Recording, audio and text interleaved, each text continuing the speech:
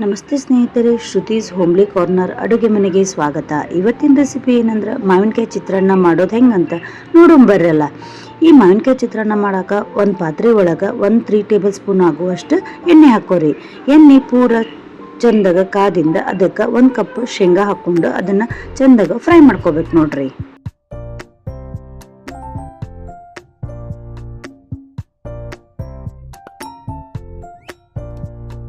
ಆಮೇಲೆ ಕಡಲೆಬೇಳೆ ಹಾಕ್ಕೊಂಡು ಅದಕ್ಕೆ ಕಟ್ ಮಾಡಿದ್ದು ಉಳ್ಳಾಗಡ್ಡಿ, ಮೆಣಸಿನ್ಕಾಯಿ ಎಲ್ಲ ಹಾಕ್ಕೊಂಡು ಚಂದಾಗ ಮಿಕ್ಸ್ ಮಾಡ್ಕೋಬೇಕ್ರಿ.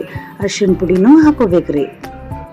ಆಮೇಲೆ ರುಚಿಗೆ ತಕ್ಕಷ್ಟು ಉಪ್ಪು ಎಲ್ಲ ಹಾಕ್ಕೊಂಡು ಚಂದಾಗ ಮಿಕ್ಸ್ ಮಾಡ್ಕೋಬೇಕು ನೋಡ್ರಿ.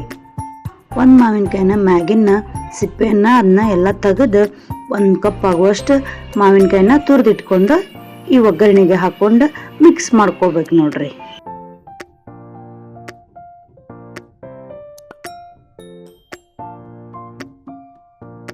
ಸ್ವಲ್ಪ ಮಾವಿನಕಾಯಿ ಮೆತ್ತಗ ಆಗಿಂದ ನಾವು ಅದಕ್ಕೆ ಏನು ಮಾಡ್ಬೇಕಂದ್ರೆ ಮಾಡಿಟ್ಕೊಂಡಿರ್ತೀವಲ್ರಿ, ಅದನ್ನು ಅನ್ನನ ನಾವೇನು ಮಾಡಬೇಕು ಇದ್ರೊಳಗೆ ಹಾಕಿ ಚಂದಾಗ ಮಿಕ್ಸ್ ಮಾಡ್ಕೊಂಡ್ರೆ ನಮ್ಗೆ ಮಾವಿನಕಾಯಿ ಚಿತ್ರಾನ್ನ ರೆಡಿ ಆಕೈತಿ ನೋಡ್ರಿ. ಈ ಮಾವಿನಕಾಯಿ ಚಿತ್ರಾನ್ನ ಮಾಡೋದು ಭಾಳ ಸರಳ ಐತಿ, ಹಂಗೆ ಭಾಳ ರುಚಿನೂ ಆಗತ್ರಿ. ಇದು ನೀವು ಒಮ್ಮೆ ಮನೆ ಒಳಗೆ ಮಾಡಿರಿ, ಹೆಂಗಾಗೈತಿ ಅಂತ ನಂಗೆ ಕಮೆಂಟ್ ಮೂಲಕ ತಿಳಿಸೋದನ್ನು ಮರಿಬೇಡ್ರಿ.